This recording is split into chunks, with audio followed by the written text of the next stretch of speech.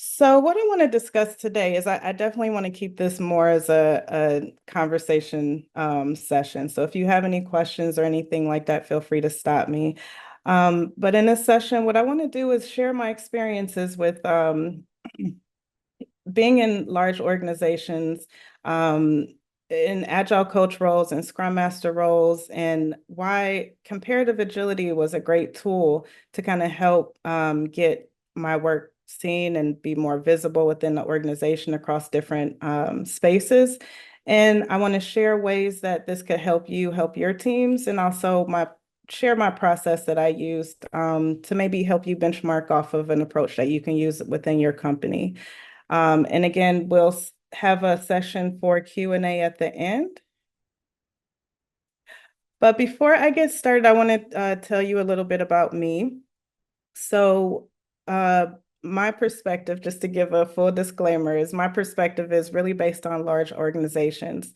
So, I've been in organizations in different industries such as technology, human capital management, and finance. And these companies really have different complexities and different silos that you have to kind of maneuver through. So, although my perspective is from a large organization mindset, some of these things that I bring up to you could be happening in smaller organizations. So it's really about focusing on adding more clarity, alignment, and direction, just to really avoid some of those barriers when you're faced with transformations. So I know most of you are familiar with this from the Scrum Guide of what a Scrum Master is. The Scrum Master is accountable for the Scrum team's effectiveness, right? So that's pretty vague, right? It's not as tangible as, the product owner of delivering, being the owner of the backlog and things like that. It's really a role where, from my experience in larger organizations, they're not very clear on the roles and responsibilities and exactly what to expect from Scrum Masters. So I've seen some Scrum Masters, they have dual roles. You'll get into an organization where, yeah, your title is Scrum Master, but you have responsibilities that look very familiar to like a project manager or like a business analyst. And when you get to the end of the year with your reviews, your ways of kind of checking off boxes to see if you made progress don't really look like or capture the Scrum Master things that you've done throughout the year. And so I've heard the question a lot is, what about Scrum Masters? What about the Scrum Masters? This role is really focused on supporting the team, but who supports the Scrum Masters and really making sure that their work are visible. I've seen different times where the teams will have different recognition moments and things like that, but you won't really see Scrum Masters get that same level of recognition or have it visible, so that they are in positions to get promoted and things like that. Because a lot of organizations aren't really they aren't really knowledgeable about the real impacts that this role does bring to the teams. And so if it's not visible, if you can't see it, how can you kind of justify that a promotion is due or you need to move to the next level and things like that? And there's consequences for not being recognized. I mean, your team really kind of feels it when you don't feel like you're being recognized. You bring that energy within your team. So not having a certain level of recognition, it not only impacts the way that you feel about how you're approaching your role, but it makes your team performance not as good as another team who has a scrum master who is being recognized or who is putting their efforts and being recognized for the progression that they're actually helping their team achieve. And so why did I use comparative agility? So when I first got comparative agility, I think it was my first SAFe certification, or maybe it was Scrum Alliance, One of them, they gave me a free version of comparative agility. So I used it really just to kind of see where I assessed myself at as far as being a coach. They had personal assessments in there. And then I went into a ICF or ICP Agile Alliance Agile coaching class. And in that agile coaching class, there was someone who was in a large organization just like me, and they use comparative agility across hundreds of their teams. And I recognize the same challenge that I was having within my organization of being able to kind of assess how the teams are doing without being very disruptive and without kind of making it seem like there was a right and wrong um, answer for some of the assessments. So the feedback that I got through that class and that person who shared with me their experiences with me made me think that, let me take this comparative agility and see if it will work within my organization I was working in at that time. So what I really got from that, or what I just to bring that back as far as certifications are concerned, what I really get from that is the community kind of sharing that information of what worked for them in their spaces. So comparative agility is a tool that I learned from being in the certification class from someone who used it within their organization. They were in a different industry, but it still was applicable to my space that I was in. And so what I did was I brought it into my organization like in a small way. I just started with one team, the one team I was working with, and I introduced it as, let's just do an assessment, let's test it and see how it goes. I sent them the links, and they were astonished by how quick they got the results back. It was real time. So it was anonymous, it was real time results. The company was used to like putting out assessments where you answered a survey and you might get a response back or you might not see what happened from those responses. It just goes out and to the ether. So that was one game changer of being able to quickly see the results, quickly have a conversation about what the team feels, and that really made it easy for me to be able to um, pitch the idea of expanding comparative agility beyond that one team to, eventually I expanded out to the entire organization. And so I started small and then I expanded it out. So comparative agility definitely scales across large organizations and across different teams easily. However, I still stick to the idea, or the agile way is, it's always individuals and interactions over processes and tools, right? So I didn't want like my whole accomplishment to be, oh, I learned how to use comparative agility. I'm a comparative agility tool specialist. I wanted to keep my approach about the people that I was supporting with the tool. So I want to be able to help the team and also be able to show a tangible way of the progression that they're actually going through. So I just wanted to give you an example of how you could possibly use this with your teams. So I used, there's a survey in there called Advanced Scrum Practices. And so what I want to do is I want to walk you through different ways that this survey could help you help your teams. And so you'll see quickly, like there's a pie chart that comes up when you do the survey with your team. So you could really have them give the answers to that survey and see this in real time.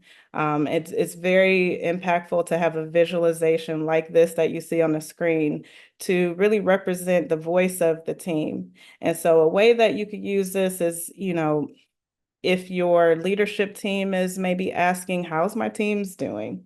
You can have your team sit and do these assessments, and then you can show them this visualization And so it's not really like it can't be weaponized to any particular team or any particular person, but it does give a voice of, leadership. Hey, these are the areas where the team feels like they need more help in, or we need more focus.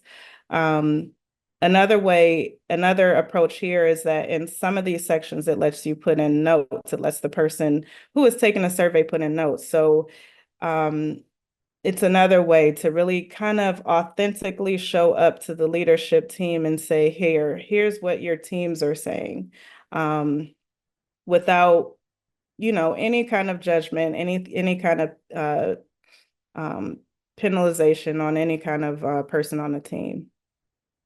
And also leadership likes this snapshot because they've got so many different things going on that it's really great to be able to put this in front of them and say, hey, at a glance, this is where they're at right now.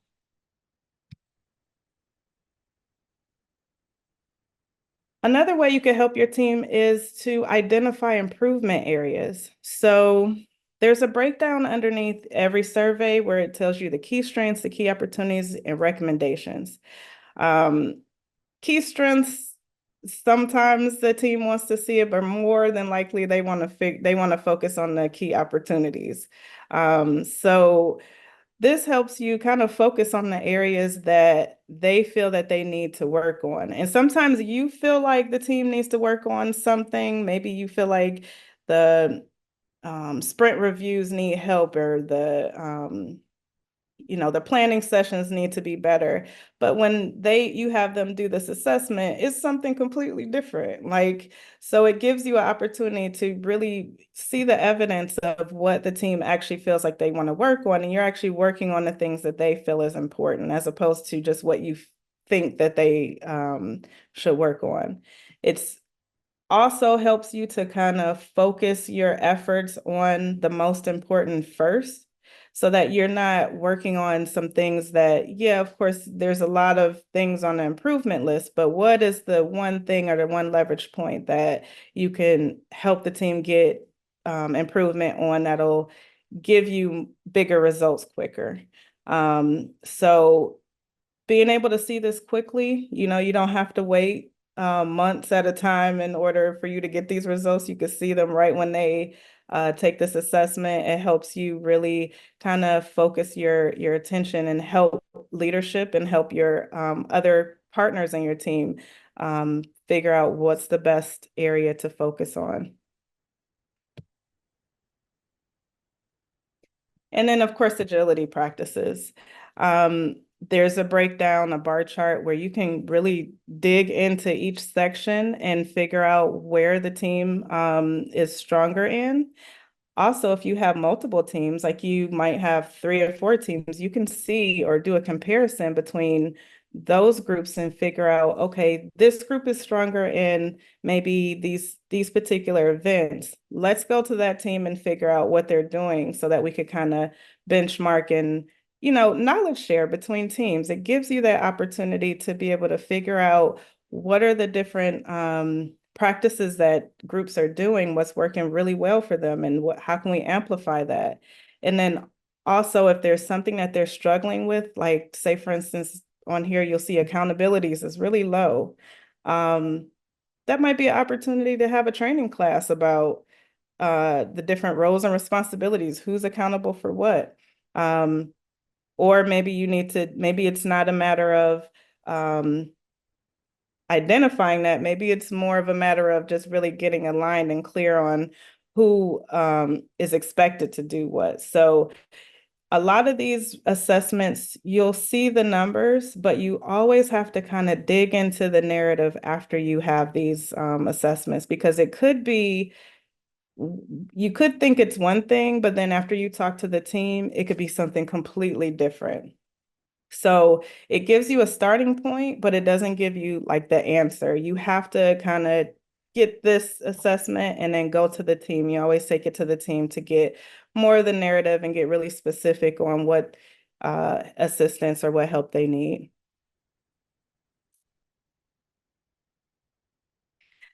And then transitioning from theory to practice. So like I said at the beginning, certifications are great. It's great for community. It's great to have that level of theory in your toolkit.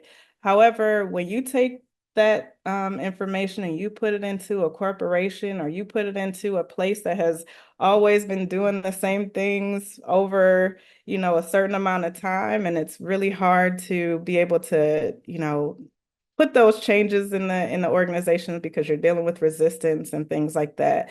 It's always great to have a mentor that you can actually work with and talk through the different struggles and things that you're experiencing in real life. So there is a tool in here where you can assess yourself over time. And so this one is specific to the Scrum Master role. It'll give you, I think it's maybe about 20 or 30 questions, but they're pretty quick. But it allows you to save your answers over time. You can share your results with a mentor. You could talk through, your mentor could give you suggestions of like, you should maybe read this book, or you should maybe look at this YouTube video that'll help you with these certain situations as they come up. Because, some things may not come up right away when you get out of your class. So you may not remember what the best approach to do certain things, or you might have a very strong resistance on something that you learned from class that you maybe just need to talk through different approaches or different ways to adjust your approach so that your organization can kind of adopt what you're trying to do or adopt the change that you're looking to see.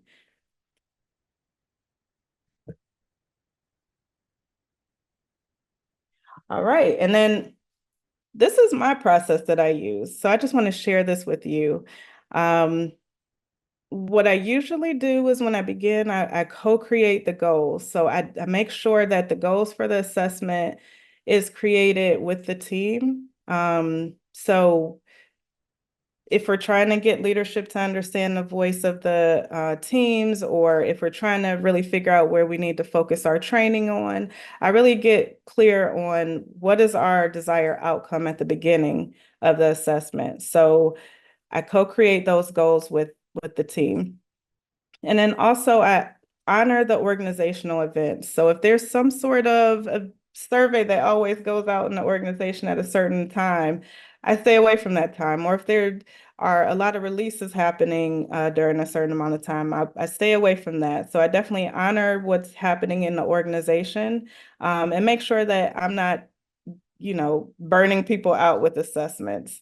So I definitely pick a normal cadence, try to maybe do it twice a year for larger assessments, and then maybe as needed for like the smaller ones, or if I want to do a retrospectives or something like that. But I also just make sure that I'm not, you know, not paying attention to what's happening within the organization. And then I focus on assessing what really matters. I know there's some assessments that could be like hundreds of questions and you want to understand everything all at once. But I really, based on the goal, I try to keep my assessments down to like maybe 30 questions. If that, just so that I'm really honing in on what I'm really going after, what really matters in this assessment, what do I plan on doing with the outcome of this assessment? I keep it to just those questions. And there's a way in comparative agility for you to just reduce the amount of questions that you have in there, or you can reframe them and shorten them up so that they aren't so long, or they're easier to consume. Um, then after I do the assessment, I make sure, like I said before, make sure you find a narrative behind what you're assessing. So don't just look at the numbers and make the assessment on like, okay, this is how my teams are doing compared to others. You really need to do a retrospective.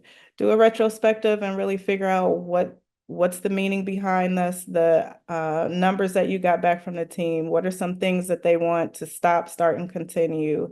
And use that information from the retrospective to create a backlog for change. So you want to take the information that you're getting back from your retrospective, create a change backlog, and then actually work through that backlog so that the teams can actually see some action from what feedback they've provided.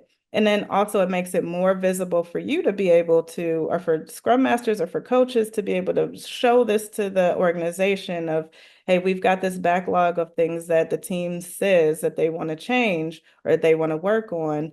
How can you help us? Is there a way that you feel like, is there another part of the organization that's doing something similar? So it really helps the visibility. It helps everyone visualize what is the change that came out, what is the change effort that came out of that assessment that we can make progress on.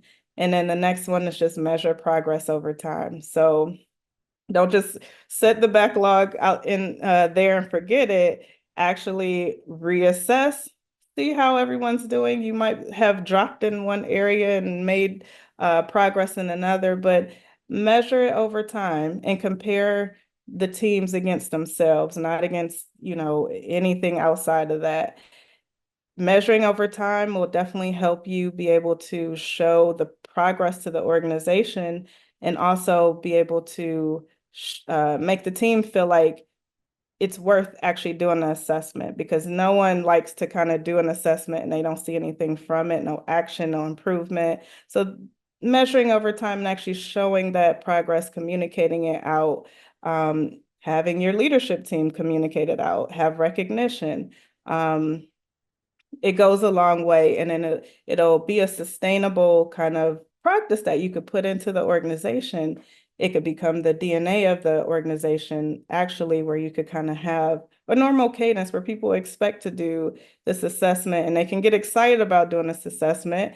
And then when you get to your reviews or anything about talking about your role, you have this tangible thing where you can show, hey, here are the goals that we worked on.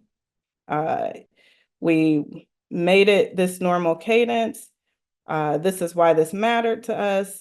Here's the backlog that we created, and here's our measurements over time. So it's very tangible. It's a very easy way for you to show the impact that you're making within the organization.